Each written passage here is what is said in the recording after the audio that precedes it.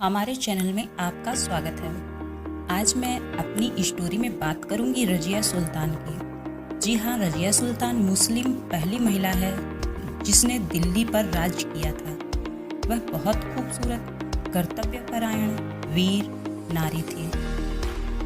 रजिया सुल्तान के बारे में एक और जानकारी है मुझे कि रजिया सुल्तान की एक फ़ोटो महान निर्माता निर्देशक कमाल अमरोही ने देखी थी कहीं विदेश के म्यूज़ियम में। वो उस फोटो को घंटों देखते रहे थे और उन्होंने उस फोटो को देख के ये कहा था कि वह रजिया सुल्तान फिल्म ज़रूर बनाएंगे। रजिया सुल्तान फिल्म बनाने के लिए उन्होंने तमाम अभिनेत्रियों को चयन किया जो उस समय फिल्म जगत में काम कर रही थीं, परंतु रजिया सुल्तान का रोल एंड में उन्होंने हेमा मालिनी को दिया। हेमा मालिनी ड्रीम गर्ल कही जाती थी। इसका मतलब ये है कि रजिया सुल्तान बहुत ही खूबसूरत भी रही थी उस ज़माने में। तो चलिए स्टोरी शुरू करते हैं। रजिया सुल्तान की माता का नाम कुतुब बेगम था। रजिया सुल्तान के पिता का नाम अल्तुमस था। रजिया सुल्तान का जन्म बदायूं में हुआ था सन 1205 में। रजिया सुल्तान अल्तुमस की बहुत ही प्यारी और चहेती वीर साहसी बेटी थी।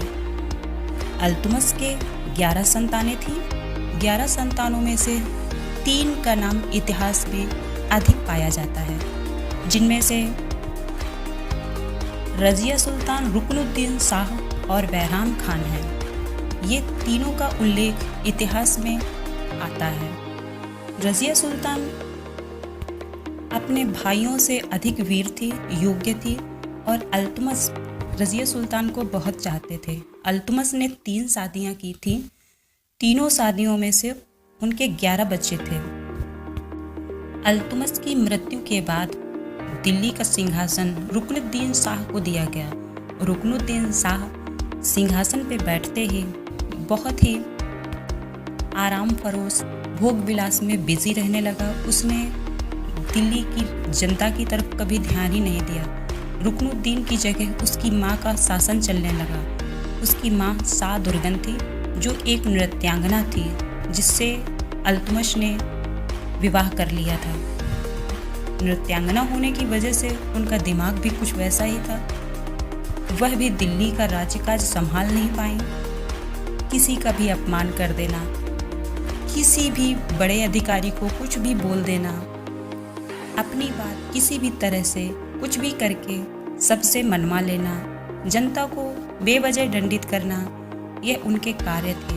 उनके कार्यों से नाखुश होकर एक दिन उन्हें अपनी सारे कारनामों का हिसाब दिल्ली दरबार में देना पड़ा और रुकनुद्दीन को सिंहासन छोड़ना पड़ा। रुकनुद्दीन और उसकी माँ अपने सारे कारनामों का ब्यौरा दे सिंहासन छोड़ के चले गए थे। तब सबकी सहानुभूति से अमीरों की, सूबेदारों की, बड़े अधिकारियों की रजिया को राजगद्दी पर बिठाया गया। दिल्ली राजगद्दी में बैठ रजिया ने 3 साल ही शासन किया, परंतु वह बहुत कुशल शासिका थी। वह अपने राज्य के सभी कार्य खुले दरबार में करती थी। वह मर्दों के कपड़े पहनती थी, अपनी बुद्धि से कार्य करती थी, किसी की सलाह वह कम ही लिया करती थी। ऐसे दिन निकलते रहे, परंतु धीरे धीरे यह बात भी अमीरों को, सूबेदारों को और आला अधिकारियों को पसंद न आने लगी। उन्होंने रजिया सुल्तान पर भी उंगलियां उठाना शुरू कर दिया। धीरे धीरे बातें बढ़ती गईं और रजिया सुल्तान के खिलाफ बगावत कर दी गई। इधर रजिया सुल्तान के साथ एक वाकया और हो रहा था।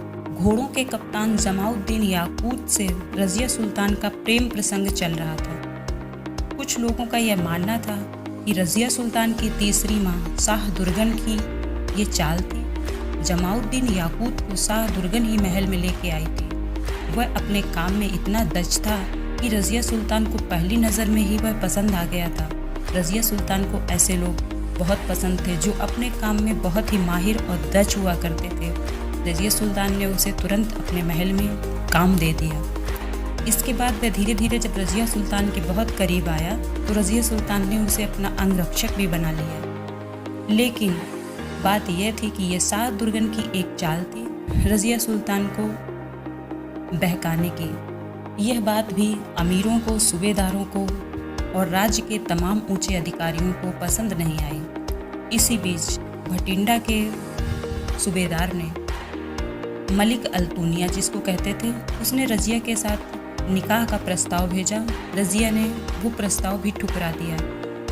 इसलिए रज़िया के खिलाफ भटिंडा में भी बगावत होने लगी। रज़िया ने अपनी तमाम बगावतों का जवाब दिया और विजय भी रही। पंजाब के सरदार कबीर खान को रज़िया सुल्तान ने पराजित भी कर दिया। कई सूबेदारों को उसने अपनी बुद्धिमत्ता से आपस में ही लड़वा के अपना विद्रोह समाप्त कर दिया और उन्हें कमज़ोर कर दिया। परंतु ये कब तक चलता। एक बार रज़िया सुल्तान के खिलाफ विद्रोह बहुत भयंकर रूप ले चुका था। रज़िया उस विद्रोह को रोकने गई, जहाँ पर रज़िया का प्रेमी जमाउद्दीन याकूत मारा गया और रज़िया को भी बंदी बना लिया गया। रज़िया को बंदी बनाकर मलिक अल्तुनिया को सौंप दिया गया। मलिक अल्तुनिया की जेल में रज़िया 2 साल रही। रज़िया जब कैद में थी तो रज़िया के सौतेले भाई बैराम खान को दिल्ली का सिंहासन सौंप दिया गया। 2 साल मलिक अल्तुनिया की कैद में रहने के बाद मलिक अल्तुनिया ने रज़िया को रिहा किया और रज़िया के साथ निकाह भी कर लिया। मलिक अल्तुनिया से निकाह के बाद रज़िया दिल्ली वापस लौटी अपना सिंहासन लेने के लिए, परंतु ऐसा हुआ नहीं। दिल्ली में रज़िया की और मलिक अल्तुनिया की हार हुई। दोनों ही गंभीर रूप से घायल हुए। उनके सैनिक मारे गए और वह वापस भटिंडा की तरफ जा रहे थे। रास्ते में रज़िया और अल्तुनिया पर डाकुओं ने हमला किया। उस हमले में रज़िया और मलिक अल्तुनिया दोनों ही मारे गए। रज़िया की मृत्यु 1240 ईस्वी में कैथल में हुई थी। इस तरह से रज़िया सुल्तान का इतिहास समाप्त होता है। हमारी ये स्टोरी आपको पसंद आए तो हमारे चैनल को लाइक, शेयर, सब्सक्राइब